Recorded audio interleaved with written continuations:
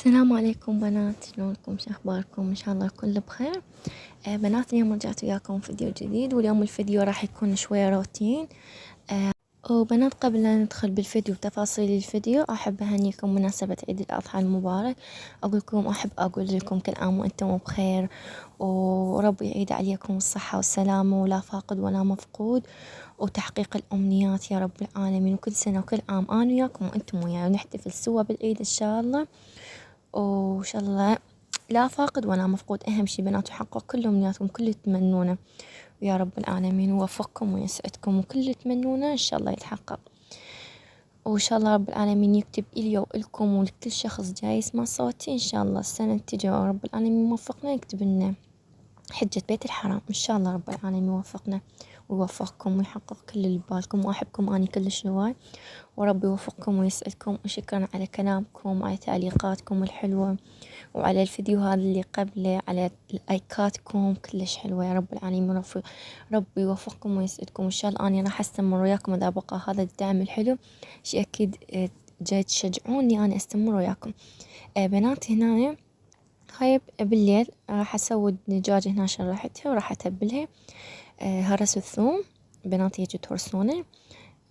ثوم وملح وليمون وخل أبيض وروبة. بنات، التتبيلة تخلونها من ثاني يوم أو قبل، مثلا أنا شلون أقول لكم، مثلا من الصبح، مثل لحد 10 أو 11 تنتشونها هيك 4 ساعات 5. بس أنا تبلتها من الليل لحد العصر ثاني يوم يعني، وبديت أشويها. وشويتها بنات، وطعمها هيك، النكهة مالت الثوم والحموضة وماخذة الملح كلش يعني تخبط. وراح أغلفها هنا بهذا بالتغليف. هم أغلفه وأخليها بالثلاجة وبس بنات، أخليها يعني مثل ثاني يوم، مثل ما قلت لكم نجي نغسل بدت سحقات عادة. وبنات، بنات شي أكيد ما ننسى نذكر بالتعليقات اللهم صل على محمد وآل محمد. وبنات هم يعني أي شخص، يعني أي وحدة تسمعني، أي شخص شنو من هو هذا الشخص، المهم بنات غير هاي من الحر هيك النتاج. أي وحدة تسمعني عندها حاجة أو أي شي يعني هي اللي ببالها، لا تنسى يعني تذكر بالتعليقات هو الله بنية قضاء الحاجة. وإن شاء الله الكل ربي يقضي حوائجكم. ولا تنسون تكررون دائما هو الله بنية قضاء الحاجة، وتكثرون بالاستغفار والصلاة على محمد لين تدفع عنكم البلاء وتدفع الذنب. لأن إذا عندكم ذنب كل حاجة، والله بنات والله العظيم ما تتحقق الحاجة، ما يتحقق الشيء اللي انتم تتمنونه. دائما استغفروا وصلوا على محمد حتى تدفع عنكم الذنب. وان شاء الله كلكم الله يبعدكم عن الذنوب. بس اهم شيء واحد يعني يستغفر دائما ويصلي على محمد حتى تدفع عنكم الذنوب. هنا بنات اجانا خطار، شيء اكيد راح نسوي لك ضيافة. وبنات ما سويت لي جاني، الدنيا حارة وكهرباء ابد ماكو بنات، يعني تخيلوا. وبس بنات.